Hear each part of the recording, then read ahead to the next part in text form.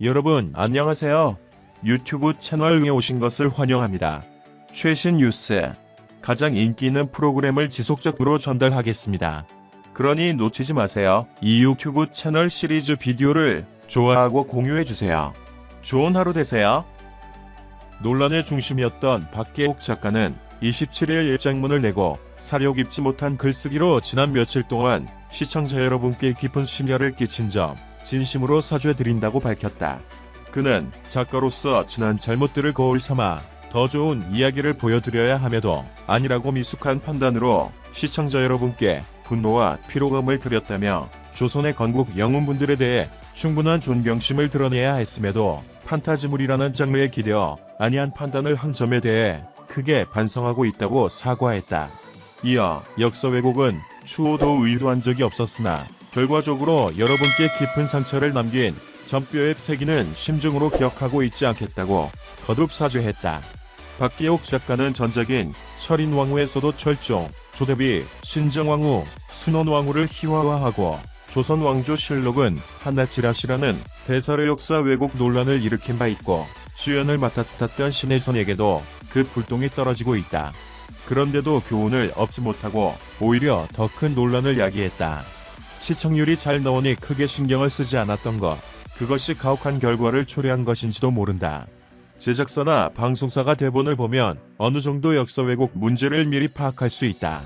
하지만 스튜디오 플렉스, 크레이브웍스, 롯데컬처웍스 등 제작 3사와 SBS 측은 이런 문제를 인식하지 못하고 사후약 방문식 처방을 한다는 것은 전문성이 떨어진다는 뜻으로 이해할 수 있다. 태종의 장남인 양령을 연기한 박성우는 제작 발표회에서 실존 인물을 다루는 것에 대한 부담감을 가지고 있었다. 사실을 기반으로 한 판타지 액션물이기 때문에 부담감은 잠시 내려놓고 자유로운 상상의 범위 안에서 그리려고 노력했다고 말했다. 이 애매모호한 말은 배우들의 심정을 잘 대변해준다.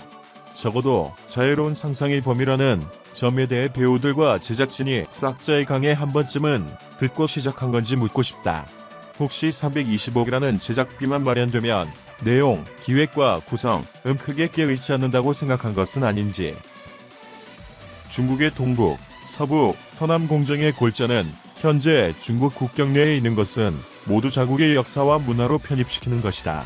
미국 하와이에 본부를 둔 미군 인도태평양 사령부는 지난 25일 북한의 탄도미사일 발사 후 북한이 동해를 향해 미사일을 발사한 사실을 알고 있다고 발표했지만 일본 관방부 장관의 항의로 미군은 동해를 일본해로 고쳤다. 이런 시대에 우리는 살고 있다. 한국의 드라마가 방송되면 세계 각국에서 시청한다.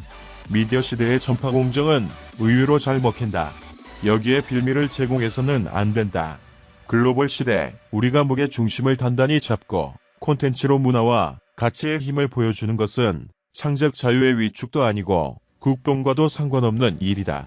박 작가는 전작 철인왕후에서부터 역사 왜곡 논란에 휩싸였다. 철인왕후는 방영 전부터 중국 드라마 태저비승지기를 원작으로 해 논란이 일었으며 세계 기록 유산인 조선왕조실록을 한낱지라시라고 지칭하는 대사가 방송돼 비판받았다.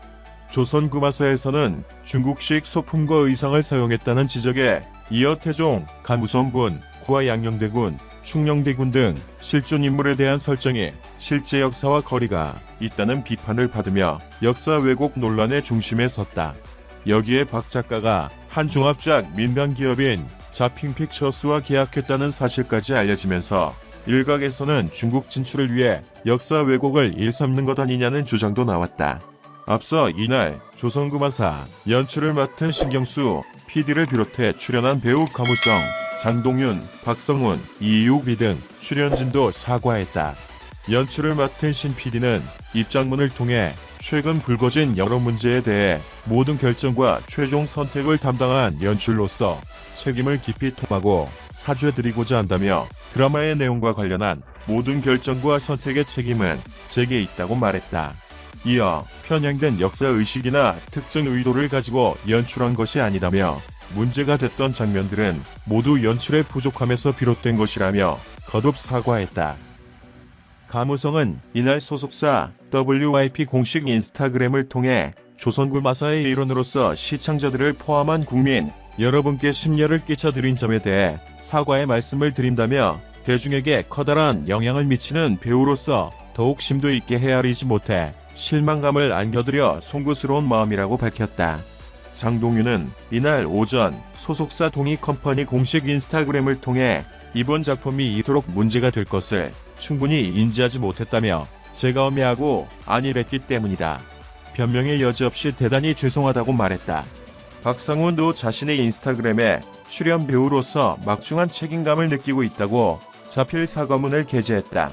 방송 사상 유례없는 이번 사태를 통해 우리는 어떤 교훈을 얻었을까? 우선 방송되면 논란이 될 것이 뻔한 조선구마사가 어떻게 지상파에 편성이 되고 방송이 될 수 있었을까 하는 문제부터 살펴봐야 할 것 같다. 그 이유는 사극에 대한 이해 부족, 시청률 지상주의, 자본력의 우위, 전문가 부재 등으로 생각해 볼 수 있다. 판타지 사극, 조선구마사에 대해 많은 사람들이 역사 왜곡이라 하지만 황교익 등 일부에서는 판타지면 판타지로 보고 말지 뭔 역사 타령인가라는 반론을 편다.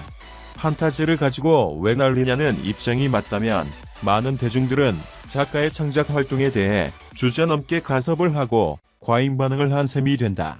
물론 대중예술가의 창작자로서의 권리는 폭넓게 허용되어야 한다. 그것이 한류의 힘이 될 수 있다. 하지만 판타지 사극, 즉 역사의 상상력을 가미한다 해도 그 상상력은 제한받을 수밖에 없다. 왜냐하면 실제 역사적 인물로 이야기를 꾸려가는 것이어서 국민 정서와 계열성의 바탕을 둬야 한다. 판타지 사극 또는 퓨전 사극, 팩션 사극은 작가의 상상력을 충분히 허용하는 장르다. 어차피 역사에 비어있는 곳을 채우려면 작가가 상상력을 발휘해야 한다. 하지만 상상력이 무제한 허용된다는 뜻은 아니다. 여기서 상상력은 몽상이 아닌 유추나 추리적인 상상력에 가깝다.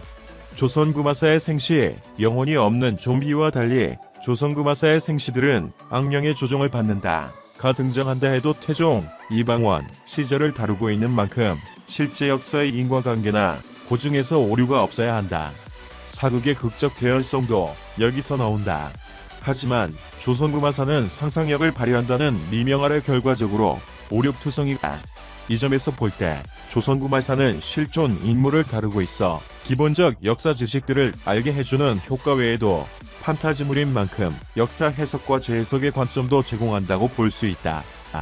영상을 들어주셔서 감사합니다. 최신 뉴스를 받으려면 채널을 구독하는 것을 잊지 마십시오. 다음 영상에서 만나요.